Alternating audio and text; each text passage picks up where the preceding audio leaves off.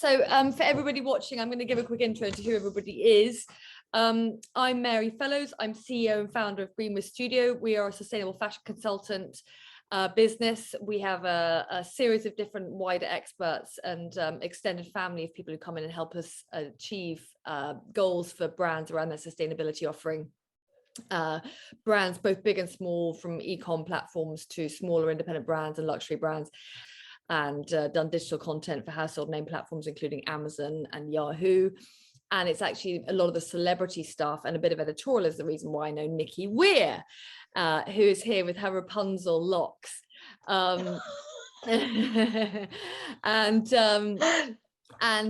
Nikki is a brilliant makeup artist who is also profoundly deaf and has navigated, I think, with such extreme grace and dignity and courage and humor, above all else, her condition, and not letting it get in the way of her career, and actually not basing any of her success on that, but her career and her success being despite rather than because of anything that helps her identify as different. She's only ever focused on how to get ahead without ever really talking about what she struggles with, and I think that's incredible and brave.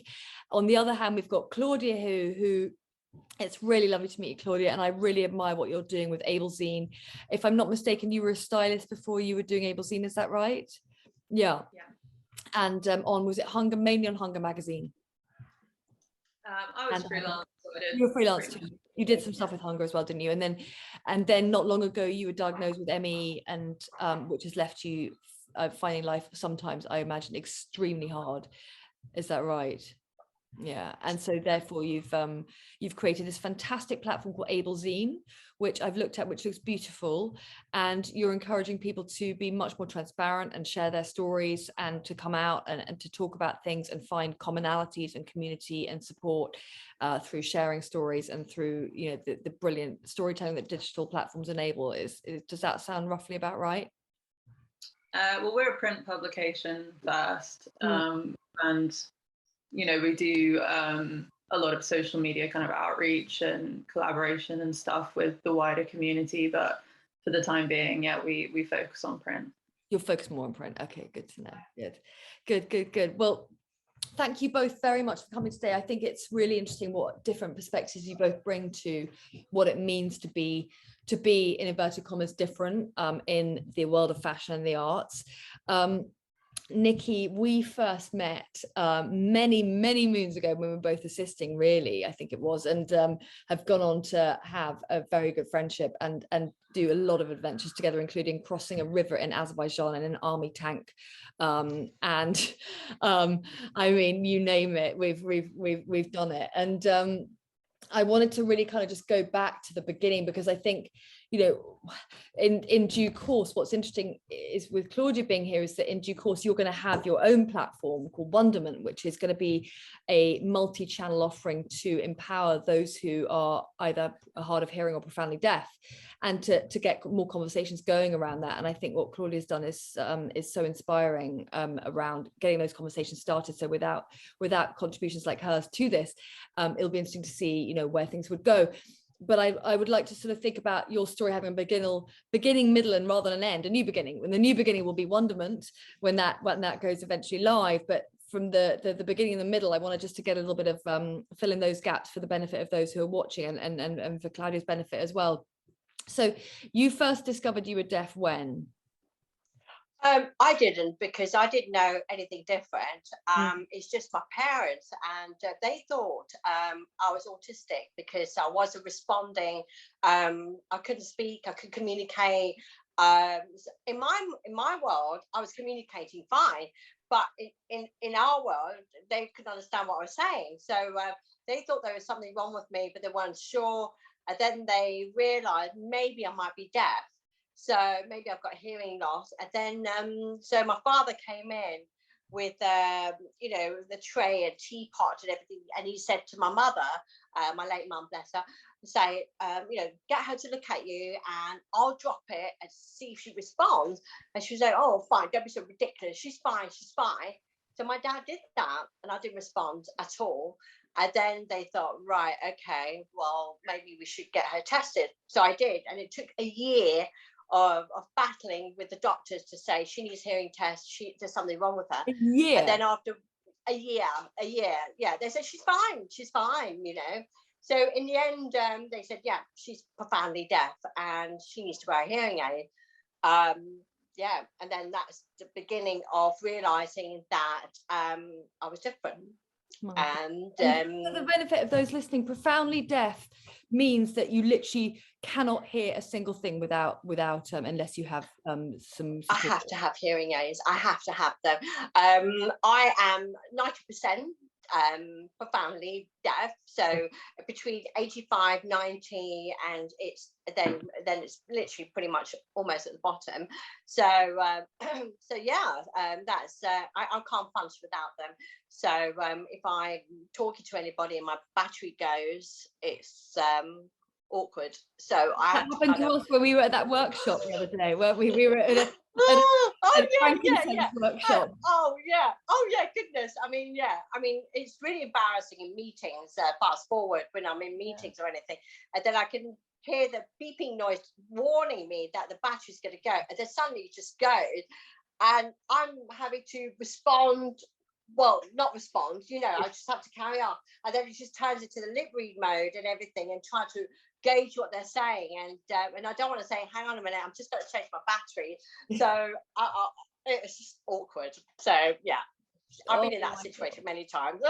So yeah. And I'm not mistaken in thinking that obviously now you've got a harmonious relationship with your hearing aids, but when you first had to wear them, am I right in thinking that they might have gone somewhere they shouldn't? Where did they go? Toilet. Yeah. Toilet. Yeah. Yes.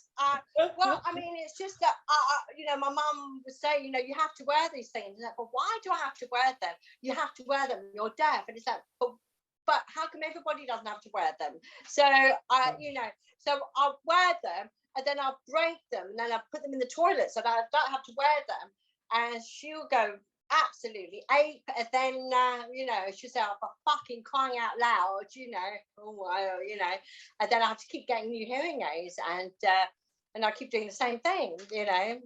It's just awful. I feel really bad, but it's just I was at that age where I just wasn't. I was too young to feel. I don't want to feel different at that age. You don't when you're a child, do you? No. Because if I'm not mistaken as well, you already felt different enough because your mum was Vietnamese. You already had insults thrown at you in the street, didn't you? That's right. That's right. Yeah, my mum was Vietnamese, Sri Lankan Indian, and my dad's English Irish, and so we were mixed. And so yeah, it's a whole really weird mixed bag of you know, people taking piss out of me being deaf, people calling me all sorts of like ching chong names and racist names and stuff, and I was kind of trying to battle through that, you know. It's just it's ridiculous, but there you go.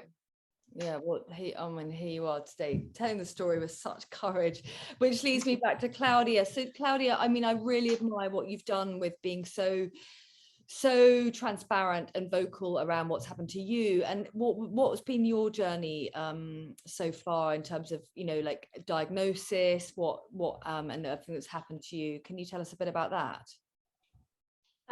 So as you said, I was working as a stylist. Straight after university, I studied journalism for my degree. I was non-disabled all of my life up until that point. But I did have a bit of experience with disability because my mum was diagnosed with Parkinson's when I was 14. And when my parents split up, it was just me and her living together. So you know, she's worked really hard all her life. She's Mexican, came to this country without any family, and, you know, is still here today. And, you know, it wasn't always easy. Sometimes she wasn't working. She got made redundant at one point. But she basically just began businesses or like grafting in different ways. And now, you know, she's more successful than ever, despite the fact that her Parkinson's has progressed quite a lot since I got diagnosed. I'm sorry. What happened to you? Well, in 2017, I began to experience different symptoms with my health and generally just wasn't feeling right.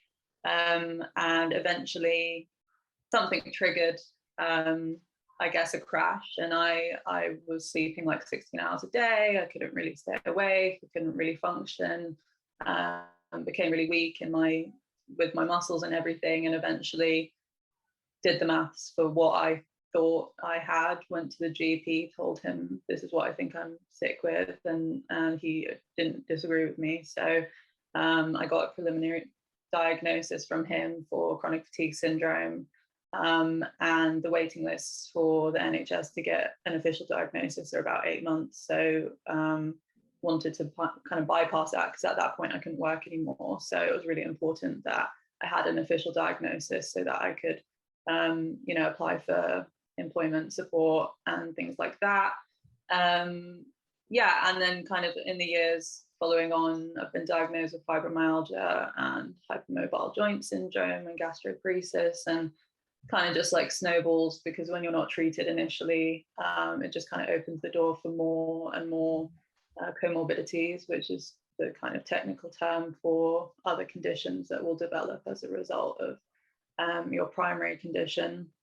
So yeah, it was really debilitating, but and at first, like, I genuinely thought I was dying. I really was not functioning well. My mom was like having to feed me and stuff. So I genuinely thought I was losing so much weight as well, because I couldn't digest any of my food, so I wasn't metabolizing any vitamins and minerals. So generally, I just thought that it was kind of the end, and then I realized, like, no, it's just like, this is your life now, and you kind of got to roll with the punches and make the best out of it. So about 6 months in, I realized that I'd never seen any content in the creative industry around disability. And, I'd been working in London and working in an industry that was really kind of promoting this concept of diversity at the time, but in reality it was just like quite a narrow perspective on what diversity really means. Well said. And also just that, especially, doing journalism as a degree, I could have gone into writing, I could have gone into publishing, but I never really gave fashion magazines much credibility, because there's so many of them and a lot of them are all the same. There are great ones out there, obviously, but to me it didn't make sense to put kind of my eggs in that basket. And then I realized, there was a gap in the market for something about disability that was also creative and kind of youthful and really aesthetically beautiful, as well as being informative and progressive in the kinds of content that I think young disabled people need in order to kind of not feel shame around their disability. So I kind of became very impassioned about it and wanted to create an environment where I felt comfortable, where I thought other people might feel comfortable too. Okay, thank you very, very much. And I'm interested hearing you talk like that, Claudia. It's so amazing the courage you've got to get out there and say, what, this doesn't exist, and I'm going to do something about it. And so, Nikki, my question to you is, what reference points did you have growing up? Because I want to come on to your mum. When we're talking about amazing mothers, I do want to come on to your mother, because I know your mother was quite a force. But just we'll get on to that. But I want to know, like, what kind of reference points or kind of community or resources did you have? Or didn't you, when you were, either in your teens or early 20s, or, to try and find some sort of commonality in it, There wasn't any. I didn't have anything. I didn't have any role models. I had nothing. Nothing. I didn't have anybody, kind of guiding me. I just didn't have anything. So I had to kind of find a way to navigate. And, luckily for me, my mum, my parents were artists. My dad was a 60s photographer, working with Charlotte Rampling, did some iconic stuff with her and etc.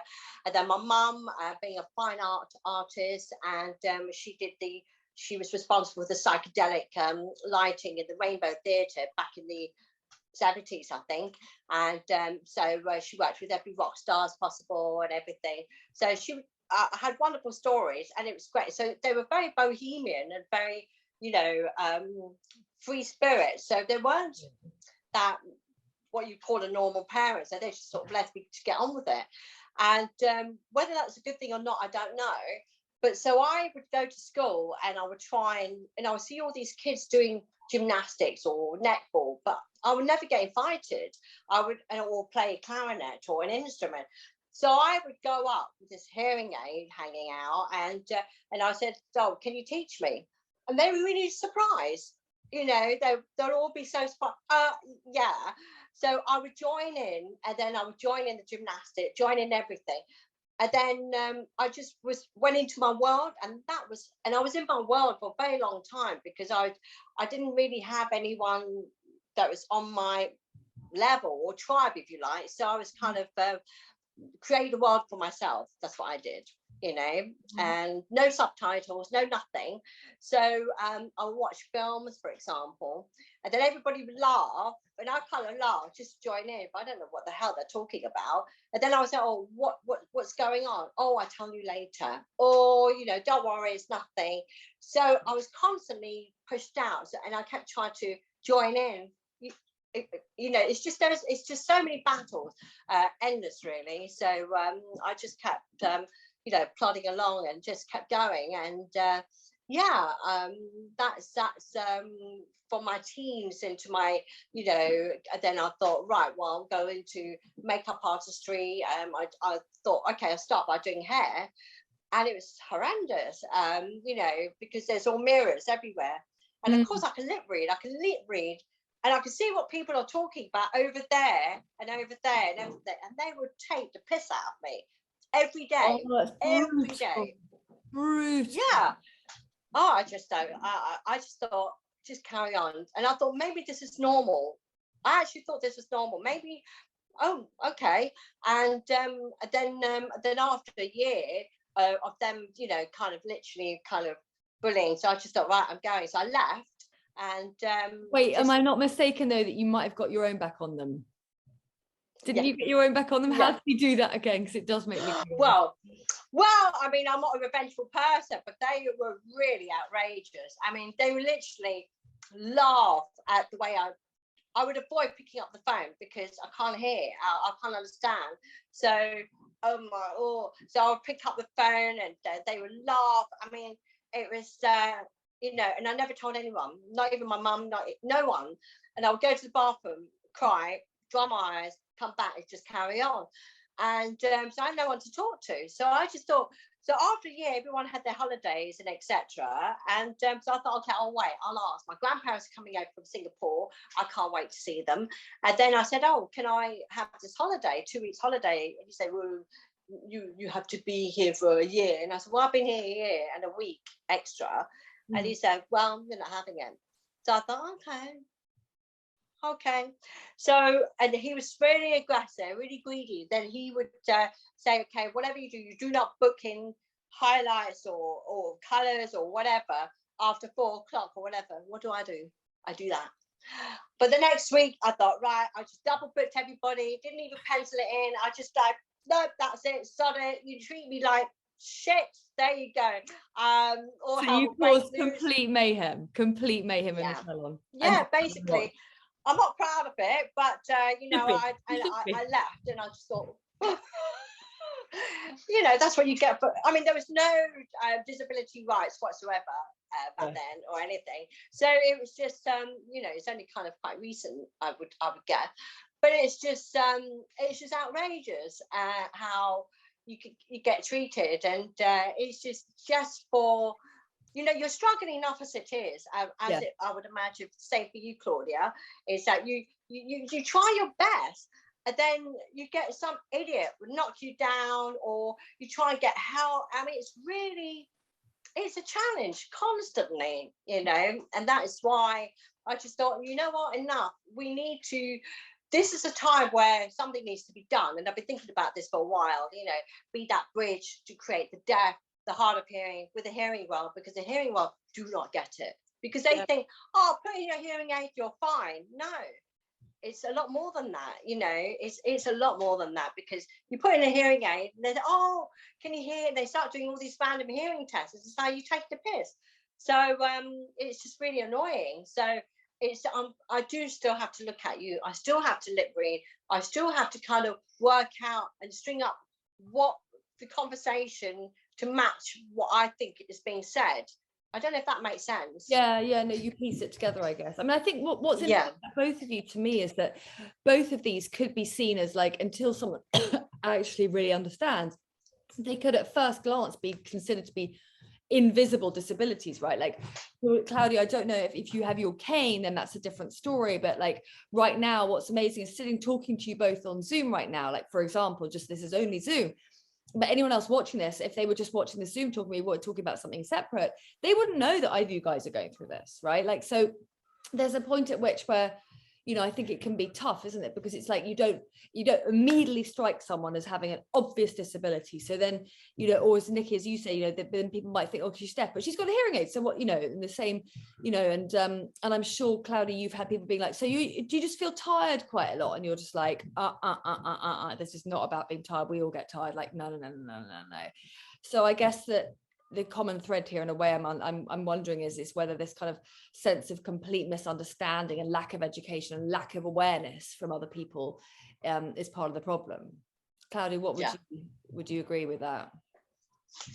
Yeah, I mean, with AbleZine, we focus a lot on ableism and what ableism means, and essentially it's discrimination against disabled people, and it can be very subtle, but it's very pervasive throughout society, because, you know, you look back over the past 50 years, how often are disabled people in the spotlight? How often are disabled people given the chance to speak for themselves? How often are their stories told and they're actually included in the process rather than being objectified?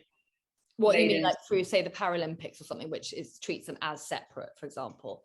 Or yeah, I mean, you know, in the past 10 years, obviously you can probably think of a few disabled presenters on TV now, but that wouldn't have been the case in the 80s or even the 90s. And you know, I'm in a very privileged position, having, you know, only recently become disabled, and realizing that actually it's a very different story for people that are born with a disability. Disability in itself is an enormous spectrum, and people generally may be aware of 2 or 3 kinds of disabilities, but definitely not all of them, definitely not aware of the different forms of even just one type of disability, such as deafness, you know. And then obviously sometimes I think it's difficult to compare discrimination against visibly disabled people and invisibly disabled people, because they are so different. And there's benefits and, you know, pros and cons to both.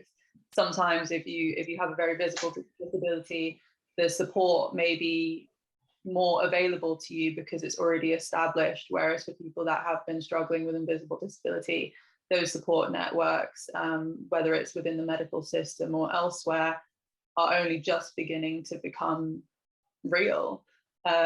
So yeah, I do think that generally the awareness from the wider society is very poor. But, you know, there's a lot of people out there currently that are doing the work to try and change things, and that's such as you, and well done. And Nikki, tell us a little bit about to that end about your vision, just the kind of, you know, broad stroke vision for Wonderment, which I'm really excited. Well, yeah, thank you. Yeah, I think that for me, in all the years that I've been, you know, freelance makeup art, I have not come across many deaf, hard of hearing photographers, stylists, or anything. Maybe one stylist, maybe one photographer. And you think about how many creatives there are out there, and I'm just thinking, you know, where are they? You know, where are they? And because I'm sure that they are out there, but they're just not able to get into the industry. And so the deaf culture is very different. They are in their own world. So I'm just trying to penetrate that, to try and get them out, to kind of encourage them to come into the creative industry, and to basically be the person that I needed when I was younger, you know, to kind of, how do I explain this? Kind of merge together with the deaf, the hard of hearing, with the, you know, together, because I think that, you know, for example, I've just been asked to do a film next week, a short film, and it's with a deaf, it's for the deaf about a deaf character and etc. And the director said, oh, you know, it's going to be 50% deaf and hard of hearing and 50% hearing. What, the And I crew? said, oh my God, that's, yeah, the whole crew is 50% deaf. And I've never heard of that before. And I thought, wow, that's amazing. And I said, well, he said, oh, somebody gave me a number. And I said, so you know that I'm profoundly deaf as well? And he said, no, I had no idea. And so I thought, blimey, that's a coincidence. So that is what I want to see more of. I want to see more deaf in the creatives. You know, whether it be in film, whether it be in you know, in fashion, in beauty, anything in that creative house. I really want to see more and more young, hard of hearing deaf people to be able to integrate, come into the industry more. You know, that's what I would really would love to see. And what about, I mean, in the short term, a question for both of you, Claudia, you first, and then Nikki as well. What about influencers? Are there any influencers out there that inspire you currently who are in some way not able-bodied or identify in other ways as such? Is there anyone who are kind of pin-ups or role models now? Yeah, I mean, there's countless, and definitely through AbleZine, we promote a lot of them. TikTok's obviously a place where a lot of disability activists are emerging and gaining a lot of popularity at rapid rates, but there's also a lot of discrimination on those platforms as well. Instagram is great. Someone I really look up to at the moment is Sinead Burke, who's doing things in the fashion industry to you know, make it more inclusive for people with all kinds of disabilities, not just ones that they relate to. If you want specific names, I can. Yeah, I mean, I'd some names for those who are watching who either are curious or may not be able-bodied themselves. I think it'd be lovely to have some suggestions of where to look for, you know, wider digital community. Yeah, that's true. This is Deniz Eskazan. He's on TikTok. He's got like over 200,000 followers at the moment. He has muscular dystrophy and talks about mental health. And I think, you know, it's really great to see people with physical disabilities discussing the impact on mental health, because obviously the two things intersect a lot. And then one of my friends, Charlie Fitz, she's a disabled artist, but also started doing a master's in medical humanities, and they have EDS, so the type of disability where they may use a wheelchair at times, or they may use a cane, and other times, you know, you wouldn't know that they are disabled. So yeah, just come to AbleZine on Instagram and just click through to like everyone. Okay, that's a good idea. Yeah, that would be a great starting point. And Nikki, what about you? Yeah, I mean, there's so many out there. Like you say, Sinead Burke's brilliant, and also there's deaf twins called Being Her, which is Harmon and Hiron. I can't pronounce. Sorry. So, and they're twins, black sisters, and they're brilliant. They've got great personality. They sign and everything, and they're fantastic. So they're quite fun as well, you know, and they sign as they go along. So and that's fantastic. That's brilliant. And there's so many few others now, and I'm really happy to see more than ever, see more disabilities being made aware, and awareness. We've got a long way to go. I'm sure you agree, Claudia, is that we have got a long way. But the fact that is that the awareness is already started, and it's just when you have more awareness, it's in the back of people's brain that they are. When they're more aware, they act on that awareness. So and it's just brilliant to see, and it's brilliant to see your magazine too. It's fantastic, AbleZine. That's just wonderful. So yeah, it's Wait, I'm just really go glad back to see that. to sign Yes. language, Nikki. Am I mistaken in thinking that you study sign language? Yes, I recently did BSL, which is British Sign Language. That's right. And no, it's not an international language. People keep saying, oh, sign language is international. So no, it's not. Just like speaking, you know, all around the world, everybody speaks different languages. That's the same for sign. You have ASL, BSL, you know, it's all different. It's very different. Even American Sign Language to British are so different. So I did that purely because I just felt really strongly that I thought about wonderment, and I thought, you know what, I was not allowed to sign when I was at school. Why not? I was just, I don't know. They said that we have to be oral. That's how it was. You know, we have to speak. We have to be with the norm. So, so when the teachers weren't looking, me and my friends, my class, because the class was very small, so it's all deaf.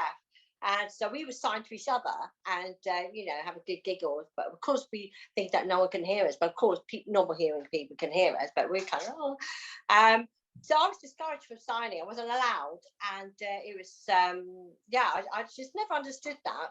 And so when I went to do BSL 3 years ago, it really floored me. It floored me because it's almost like I left home for my tribe, for my deaf community, and then when I went back to, you know, on the first day, and the teacher was profoundly deaf, and so I signed a little bit with him from what I can remember, and I just felt really emotional. I just felt like, oh my God, it's been so long since I've been with my tribe, and so long since I've been with the people who are deaf like me, and it's just, it was amazing. So I did BSL and I loved it and really enjoyed it.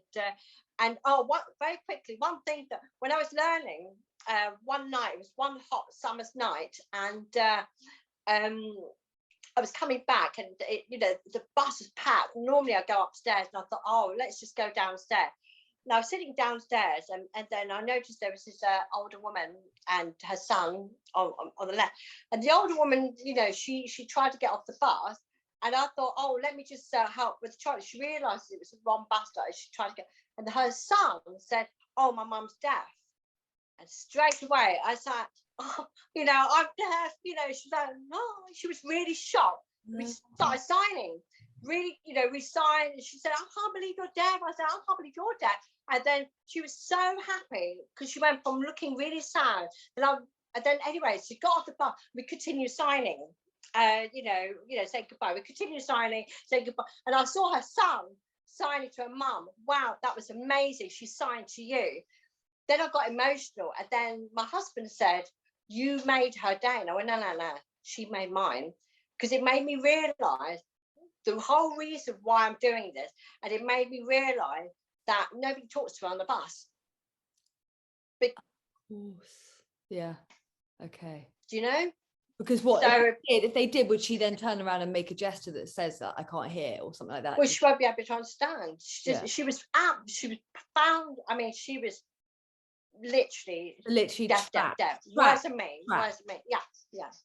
And yeah, and it really it hit my heartstring. It really kind of made me think, okay, you know, I mean, there's so many things. I mean, you know, lots of deaf kids are thrown in orphanages in the third world because parents just don't know what to do with them. They just don't know how to communicate with them. So in life, communication is key. And if you can't communicate, you're stuck. That's where the problem is. Yeah, of course. For the deaf. Yeah. Yeah. Didn't you once tell me something as well about like your brain has to work overtime if you're deaf? Because like when you first got those hearing aids, you had to learn a whole new set of sounds, and when you got better hearing aids, then everything else sounded different. And am I right? Something around that? I seem to remember. That's correct.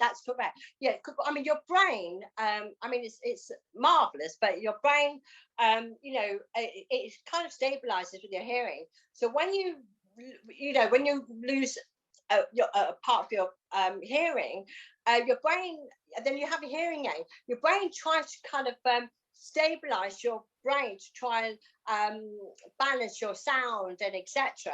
So I noticed that when over the years when I wore different types of hearing aids, and so when I went from the hearing aids behind the ear to the digital ones, and it was so different. And so when I went from not those hearing aids, and you know, my ex-boyfriend kindly got me those hearing aids, and when I put them on, and then it was really bizarre because it was the first time I actually heard myself speak how I sounded. It's really weird. The first thing I said was, oh my God, is this how I sound? You know, so I had to relearn new sound, relearn, you know, the surrounding. We learn everything. And then my grandfather, who comes over every year, he from Singapore, he actually said, I've noticed something different about you. Your speech is much more clearer, and it's improved. I mean, there is a lot of words I cannot pronounce.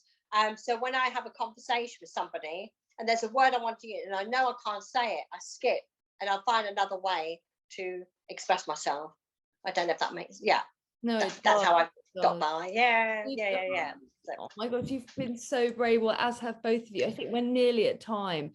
thank you. So, I mean, I just think you're absolutely right about the communication thing. I mean, I can't imagine what it would be like not to be able to communicate well, or not to be able to be either heard or to understand what the people are saying. I mean, I can't imagine. So I think you've obviously been unbelievably brave, and the fact that over the years you've even managed to make me laugh so much by taking the piss out of yourself, which, you know, it is the fact that you've even got the courage and the good grace and the everything else to even see the funny side of your situation. It just speaks volumes about how much courage you have, and I think that it does a massive shout for out all and for Claudia too. and for Claudia Absolutely. too. I mean, you have to kind of like enlighten some situations, you know. I mean, I'll make jokes when I go to parties or club. No one can hear, but I can lip read. I can see what everyone's saying, and then I can just try and tell everyone. So it's so fun. In studio it's very fun as well. So Yes, you have actually. Yes, I can remember when there was a job we were on and we thought the client was being really difficult, and they were huddled over in a corner whispering, then we knew exactly what they were about to come and tell us and what was wrong with the images. I do remember that. Yeah, it's amazing. And I think to that end about the communication thing, I mean, everything begins and ends with communication, and that's why I really want to, you know, I think hopefully everyone who's watching this, massive shout out for what you've done to get out there and communicate and literally do storytelling around what started as your experience, Claudia, and what is now obviously so many people's stories, because there's a catharsis in storytelling, isn't there? And that's how people find community and find commonality and find shared stories, and that's what can make us feel less different, right? So really, really sorry, there's a dog barking in my end, but I want to say really well done. So everybody, Nikki's Instagram handle is Nikki, what's your Instagram handle? Nikki Weir at M_UP. Oh yeah, I think. Hang on. Yeah, hold on. You go check that out. Claudia, tell everybody. I'm going to it. Nikki. Your Instagram, your magazine. This is so embarrassing. Okay, that's me. I don't know if you can say. I can't read that. What does it actually say? Nikki Weir _ on M_UP. Oh, like makeup, Nikki. That's the one. Yeah. Okay, sorry good. Got that. Nice to meet you, Claudia. I'm just the same. And Claudia, what's yours? At LILGUERRERA. Okay. And Ablezine is ABLEZINE. Okay, just that at Ablezine. Okay, excellent. Well, thank you both very, very much for your time. And I do hope that, you know, with one person who's already got their platform and another one that's coming with it, and everything else that you guys have got both in common and not in common, I really hope that perhaps, you never know where the, you know, dynamics might be in future with what you're both doing. I'm sure there'll be many synergies and crossovers in what you both get done. And just well done. It sounds amazing, and feel free to reach out if you ever want to talk about. Oh, thank you so much. I will do that. Thank you so much. And if you ever need any help or anything, reach out to me too. I'll help in any way I can. We try and make sure that we have disabled people both like in front of the camera and behind the camera. So it's always amazing to meet people working behind the scenes that have disabilities, and we can, you know, all work as a team. Yeah, thank you. Thank you so much. So nice to meet you. Lovely talking to you both. Thank you very much indeed again. Okay. Thank you. Thank you. Bye. Thank you. Bye bye.